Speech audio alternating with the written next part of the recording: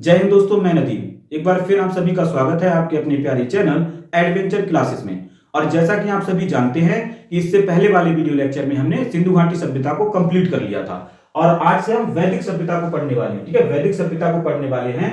अगर इससे पहले आपने वैदिक सभ्यता को पढ़ा होगा तो आप सभी जानते होंगे कि आर्य सर्वप्रथम पंजाब और अफगानिस्तान में आकर बसे थे। ठीक है, पंजाब और अफगानिस्तान में आकर बसे थे।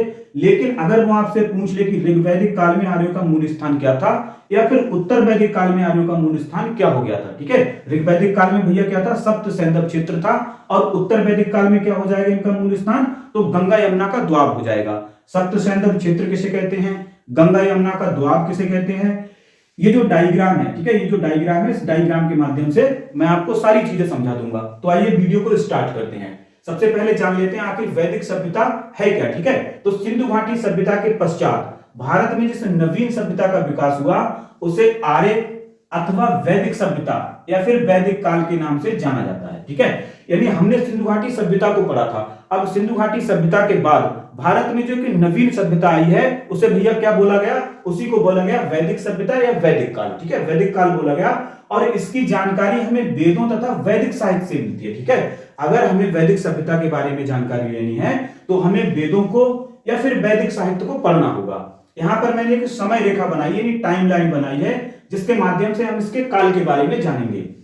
देखिए 2500 से लेकर 1750 ईसा पूर्व तक, यानी 2500 से लेकर 1750 ईसा पूर्व तक का जो समय था उसमें हमने सिंधु घाटी सभ्यता के बारे में जाना था। अब इसके बाद में 1500 से लेकर 600 ईसा पूर्व तक का जो समय है ये आपका क्या कहलाएगा, ये आपका वैदिक सभ्यता कहलाएगा। ठीक है, याद रखना ये जो डेटेड आपको दी हुई है ये भैया किसमें दी हुई है, तो ये आपको ईसा पूर्व में दी हुई है। ठीक है, सारी डेटेड आपको ईसा पूर्व में दी हुई है और वैदिक सभ्यता का काल कितना है, 1500 से लेकर 600 ईसा पूर्व तक है। अब अगर आप ध्यान से देखें यहाँ पर 1750 से लेकर 1500 ईसा पूर्व तक का जो समय है, ठीक है, यानी सिंधु घाटी सभ्यता और वैदिक सभ्यता के बीच का जो समय है लगभग 250 सालें आपकी बनती हैं। इसका हमारे पास कोई भी प्रमाण, यानी इतिहासकारों के पास इसकी कोई जानकारी नहीं है कि भैया इन 250 सालों में पृथ्वी पर क्या हुआ। तो इसी को क्या बोला जाता है, इसी को अंधकार युग बोला जाता है। कभी एग्जामिनर आपसे क्वेश्चन पूछ लेता है कि 1750 ईसा पूर्व से लेकर 1550 ईसा पूर्व तक के बीच के समय को किस नाम से जाना जाता है, तो भैया अंधकार युग के नाम से जाना जाता है। ठीक है, अंधकार युग के नाम से जाना जाता है। अब हम बात कर लेते हैं वैदिक सभ्यता की। तो हमारी जो वैदिक सभ्यता है उसका कालक्रम क्या है, तो 1500 ईसा पूर्व से लेकर 600 ईसा पूर्व तक है। ठीक है, अब हम इसको दो भागों में बांट देते हैं। क्यों बांट देते हैं, एक को हम ऋग्वैदिक काल बोलते हैं और दूसरे को हम उत्तर वैदिक काल बोलते हैं। यानी जिस काल की जानकारी हमें ऋग्वेद से प्राप्त हुई है उसे हमने ऋग्वैदिक काल बोल दिया। ठीक है, और जिस काल की जानकारी हमें जो हमारे अन्य 3 वेद हैं या फिर वैदिक साहित्य है उससे प्राप्त हुई है उसे हमने उत्तर वैदिक काल बोल दिया। या आप फिर एक विभाजन और भी कर सकते हो कि जिस काल में भैया क्या है, लोहा है ना, लोहा है, लोहे की खोज हो गई, उसी को हमने क्या बोला, उत्तर वैदिक काल बोल दिया। क्योंकि लोहे की खोज से क्या होगा, कृषि में क्रांति आ जाएगी, है ना, युद्ध वगैरह ज्यादा होने लगेंगे, जंगलों का कटान वगैरह होने लगेगा। तो क्या होगा, इनका जो विकास है ना, विकास बहुत तेजी से होगा। तो जिस काल में इनका विकास बहुत तेजी से हुआ उसे ही हमने उत्तर वैदिक काल बोल दिया। ठीक है, उत्तर वैदिक काल बोल दिया। तो इसका जो काल है, समय है, इसको हमने दो भागों में बांटा है। एक है हमारा ऋग्वैदिक काल। तो जो ऋग्वैदिक काल है आपका वो 1500 ईसा पूर्व से लेकर 1000 ईसा पूर्व तक का जो समय है उसको हम ऋग्वैदिक काल बोलते हैं। और इस काल की जानकारी भैया हमें कहां से प्राप्त होती है, तो ऋग्वेद से प्राप्त होती है। ठीक है, ऋग्वेद से प्राप्त होती है।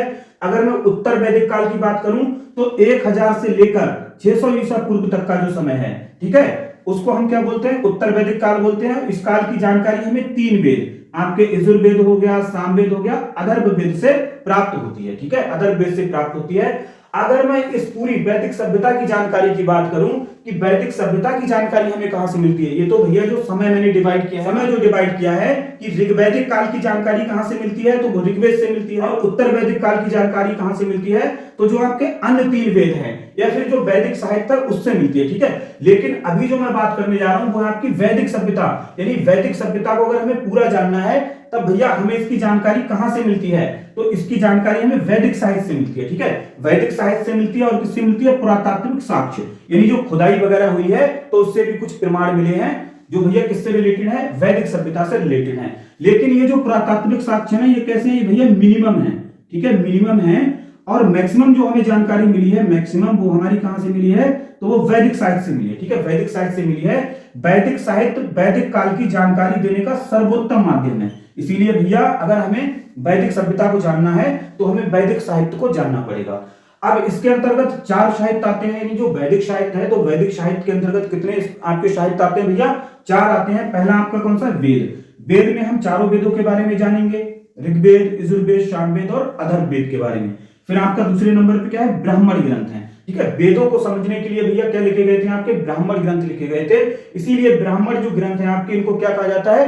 वेदों की गाइड भी कहा जाता है। और ब्राह्मण ग्रंथ को समझने के लिए भैया अरण्यक लिखे गए। ठीक है, अरण्यक लिखे गए, ये तीसरा नंबर हो जाएगा, यानी तीसरा साहित्य हो गया। और चौथा साहित्य आपका कौन सा है? उपनिषद है। ठीक है, और उपनिषदों की संख्या आपसे पूछ लेता है तो याद रखना कितनी है? 108। ठीक है, 108 उपनिषद। वेदांत वैदिक साहित्य का हिस्सा नहीं है, यानी जो आपके वेदांत हैं, तो वेदांत को भैया हम वैदिक साहित्य में शामिल नहीं करते हैं। वैदिक साहित्य में सिर्फ 4 चीजों को हम शामिल करते हैं। 4 ही हमारे साहित्य में कौन कौन से? वेद हो गया, ब्राह्मण ग्रंथ हो गए, अरण्यक हो गए, और कौन हो गए आपके? उपनिषद। जान लेते हैं आर्यों का आगमन, यानी आर्य भारत में कब आए। ठीक है, तो वैदिक काल में आर्यों का आगमन भारत में हुआ। आर्य जो है आपका, आर्य भैया किस भाषा का शब्द है? तो संस्कृत भाषा का शब्द है, जिसका अर्थ क्या होता है? श्रेष्ठ या कुलीन। ठीक है, श्रेष्ठ या कुलीन होता है। यानी जो आर्य आए, तो आर्यों की भाषा ही क्या थी? संस्कृत थी। और संस्कृत भाषा में आर्य का मतलब क्या होता है? श्रेष्ठ जाति या कुलीन जाति। ठीक है, तो उस समय जो संस्कृत बोलने वाले थे, यानी जो आर्य आए तो वो संस्कृत बोलते थे, तो संस्कृत बोलने वाले जो लोग थे उन्होंने अपनों को क्या बोला? बोले हम श्रेष्ठ हैं, हम उच्च जाति के हैं, हम कुलीन जाति के हैं। और जो लोग संस्कृत नहीं बोलते थे उनको उन्होंने क्या बोला? कि आप निम्न जाति के हो। ठीक है, यानी नीची जाति के लोग हो आप। और आर्य क्या है? आर्य जो नीची जाति के लोग हैं उन्हें संस्कृत सिखाने लगे। अब आर्यों का मूल निवास स्थान। ठीक है, आर्यों का मूल निवास स्थान, यहां से क्वेश्चन बनता है आपका कि जो आर्य हैं, तो आर्य भैया भारत में तो आए, लेकिन ये भारत में आए कहां से थे? ये पहले कहां रहते थे? इनका मूल निवास स्थान क्या है? तो मैक्स मूलर के अनुसार क्या है? मध्य एशिया। यही आपका सर्वमान्य है। बहुत सारे इतिहासकारों ने माना है कि जो आर्य है वो आपके मध्य एशिया से। तो अगर आपसे क्वेश्चन पूछता है कि आर्यों का मूल निवास स्थान क्या है, तो मध्य एशिया हो जाएगा। लेकिन अगर वो आपसे पूछता है कि दयानंद सरस्वती के अनुसार आर्यों का मूल निवास स्थान क्या बताया गया है, तो याद रखना दयानंद सरस्वती जी ने क्या बताया? आपका तिब्बत बताया है। ठीक है, ऐसे ही बाल गंगाधर तिलक जी के अनुसार आर्यों का मूल निवास स्थान क्या है? तो याद रखना भैया क्या हो जाएगा आपका? उत्तरी ध्रुव हो जाएगा। ठीक है, उत्तरी ध्रुव हो जाएगा। अब आर्य भारत में आ चुके हैं, तो भारत में आकर सर्वप्रथम आर्य कहां बसे थे? तो ये पंजाब और अफगानिस्तान में आके कहां बसे थे भैया? पंजाब और अफगानिस्तान में आके बसे। आइए अब इनके भौगोलिक विस्तार को जान लेते हैं। तो देखिए, ऋग्वैदिक काल यानी 1500 ईसा पूर्व से लेकर 1000 ईसा पूर्व तक का जो समय है, उसमें आर्यों का मूल स्थान क्या था? तो उसमें आपका आर्यों का मूल स्थान क्या हो जाएगा? सप्त सैंधव क्षेत्र। यानी ऋग्वैदिक काल में आर्यों का मूल स्थान क्या माना गया भैया? सप्त सैंधव क्षेत्र माना गया है। जबकि उत्तर वैदिक काल में आर्यों का मूल स्थान क्या माना गया है? तो वो माना गया है गंगा यमुना का द्वार। देखिए, मैं आपको मैप के माध्यम से थोड़ा सा समझा देता हूं। ये आपका इंडिया है, इसके ऊपर पाकिस्तान है, और ये आपका कौन सा है? अफगानिस्तान है। तो ये वाला जो एरिया है ना, अफगानिस्तान, और यहाँ पर क्या है? बॉर्डर पे पंजाब पड़ता है। ठीक है, तो पंजाब और अफगानिस्तान में सबसे पहले भैया कहां बसे आर्य आके आपके?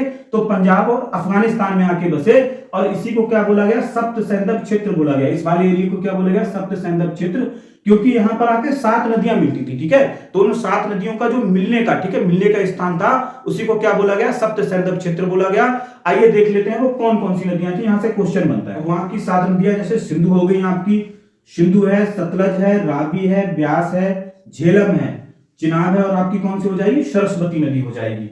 तो ये जो 7 नदियां आपस में जिस क्षेत्र में आके मिलती थी, उसी क्षेत्र को क्या बोला गया? सप्त सैंधव क्षेत्र बोला गया है। और ये कहां मिलती थी आके? तो भैया इस वाले क्षेत्र में मिलती थी। ठीक है, इसीलिए इसको क्या बोला गया? सप्त सैंधव क्षेत्र बोला गया है। और जो एरिया है ये आपका पंजाब और अफगानिस्तान में आके पड़ता है। अगर आप यहाँ पर देख रहे हो तो ये भैया क्या है? ये लगभग उत्तर प्रदेश का एरिया आपका। ठीक है, उत्तर प्रदेश और थोड़ा सा उत्तराखंड है। यहाँ से क्या है?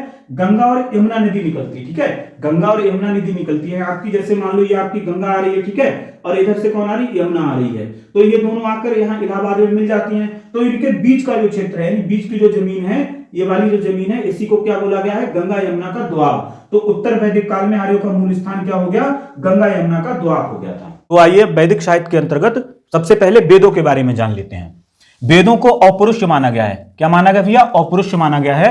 अपौरुष का मतलब होता है कि जो हमारे वेद है ना, तो वेदों के बारे में ऐसा माना जाता है कि वेदों की रचना ना ही इंसानों ने की है और ना ही देवताओं ने की है। ठीक है, ना ही देवताओं ने की है, इसीलिए इसे कैसा माना गया है? अपौरुषेय माना गया है। वेदों को संहिता भी कहते हैं, तो याद रखना वेदों का दूसरा नाम क्या है, संहिता है, ठीक है। अब वेदों के संकलनकर्ता कौन है, तो महर्षि वेद व्यास हैं।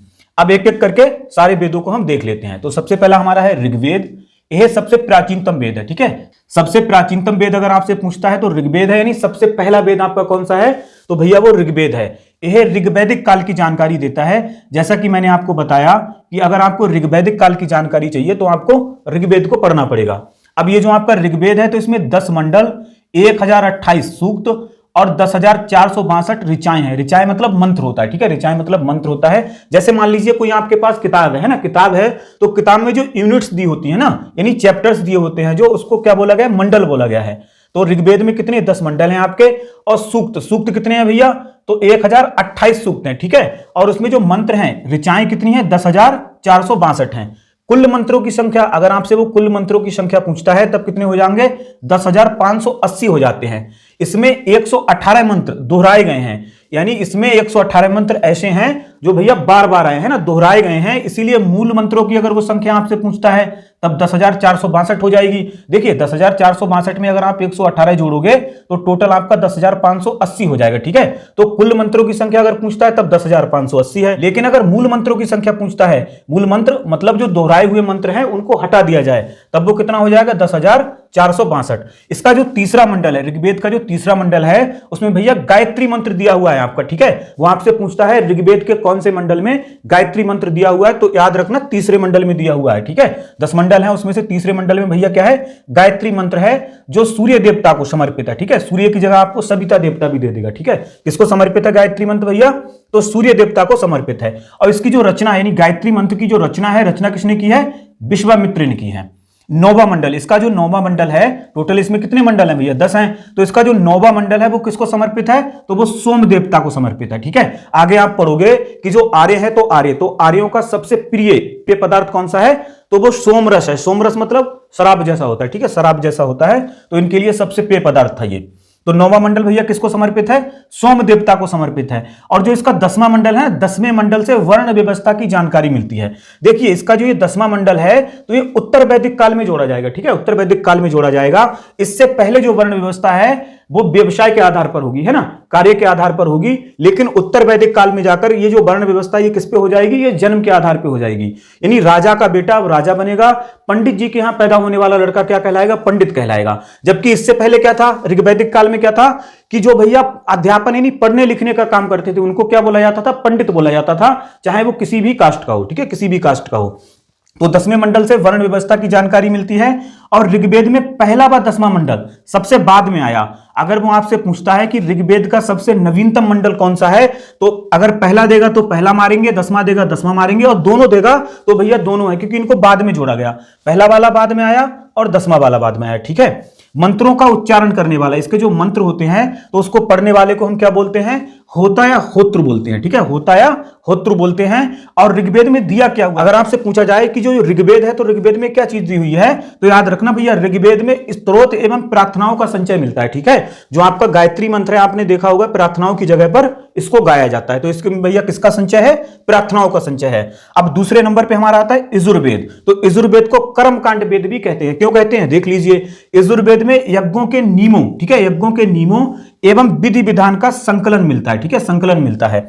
यानी यज्ञ जो हमारे होते हैं, यज्ञ तो यज्ञ कौन से नियम के तहत होंगे, है ना, उसमें भैया कौन कौन सी सामग्री आएगी, उसकी विधि क्या होगी, तो यज्ञों का वर्णन भैया किसमें दिया हुआ है, यजुर्वेद में दिया हुआ है। इसीलिए इसे कर्मकांड वेद भी कहते हैं। और इसी में भैया क्या है, बलिदान विधि का भी वर्णन है, ठीक है, बलिदान विधि का भी वर्णन किसमें दिया हुआ है, यजुर्वेद में है।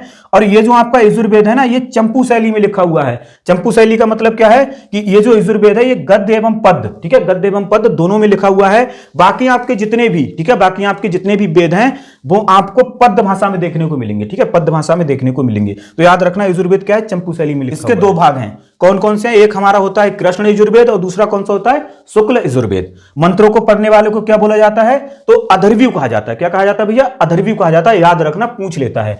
सामवेद, तो सामवेद को आर्चिक वेद भी बोला जाता है। और जो शाम शब्द है तो शाम शब्द का अर्थ क्या भैया, गान होता है, गान यानी गाना, ठीक है, गाना वगैरह जो हम गाते हैं। तो संगीत का जनक भी इसे बोला जाता है। भारतीय संगीत का जनक अगर आपसे पूछ ले किस वेद को बोला जाता है तो सामवेद को बोला जाता है। इसमें क्या दिया हुआ है, तो संगीतमय स्रोत का वर्णन है, ठीक है, संगीतमय स्रोत का वर्णन है। और सामवेद के मंत्रों को बोलने वाले को क्या बोलते हैं, उद्गाता बोलते हैं, ठीक है, उद्गाता बोलते हैं। ताकि जगह पे ना लगा लेना गाना, तो उसी से बन जाएगा उद्गाता। अथर्ववेद, तो लास्ट वाला वेद हमारा कौन सा भैया, वो है अथर्ववेद है। और अथर्ववेद के रचिता कौन है, ठीक है, इसे रचा किसने है, तो अथर्व ऋषि के द्वारा रचित है आपका कौन सा, अथर्ववेद।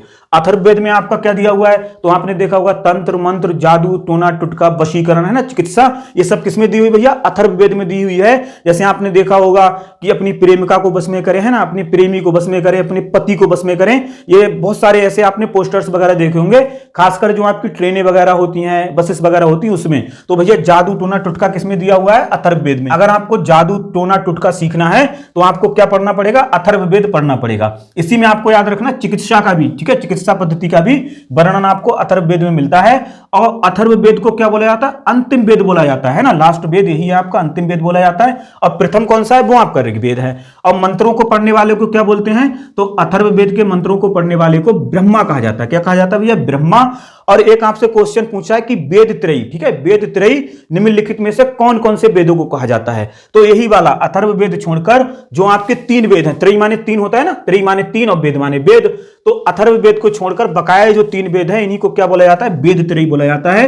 ऋग्वेद, यजुर्वेद और सामवेद। इसमें भैया आपका अथर्ववेद नहीं आएगा। यहां पर मैंने वेद का नाम, उनको पढ़ने वाले को क्या बोलते हैं और उसमें किसका वर्णन है वो भी मैंने यहां पर लिख दिया। जैसे ऋग्वेद है तो ऋग्वेद के पढ़ने वाले को क्या बोलते हैं, होता या होत्रु बोलते हैं। और इसमें किसका वर्णन है, तो भैया प्रार्थनाओं का वर्णन मिलता है, ठीक है। यजुर्वेद, तो यजुर्वेद के पढ़ने वाले को क्या बोला जाता है, अधर्वी बोला जाता है। और इसमें भैया यज्ञों के नियम और विधि विधान का वर्णन मिलता है। सामवेद, सामवेद के पढ़ने वाले को उद्गाता बोलते हैं और इसमें संगीतमय स्रोत का वर्णन मिलता है। अथर्ववेद, अथर्ववेद के पढ़ने वाले को ब्रह्मा बोलते हैं और इसमें आपका चिकित्सा हो गया, तंत्र मंत्र है, वशीकरण है, ऐसी सारी चीजें देखने को मिलती हैं। तो गाइज इस वीडियो लेक्चर के माध्यम से हमने वैदिक सभ्यता के बारे में डिटेल में बहुत कुछ जाना है। और साथ ही साथ हमने जो हमारा वैदिक साहित्य चल रहा है तो वैदिक साहित्य में वेदों को पूरा कर लिया है। इसके अगले वाले वीडियो में हम ब्राह्मण ग्रंथ हो गए, आपके उपनिषद हो गए, इन सभी के बारे में जानते होंगे। तो आई होप गाइस वीडियो आपको पसंद आया होगा। अगर वीडियो पसंद आए तो वीडियो को लाइक करें, चैनल को सब्सक्राइब करें। इसी के साथ मैं नदीम लेता हूं आप सभी से विदा। मिलते हैं नेक्स्ट वीडियो में। जय हिंद, जय भारत।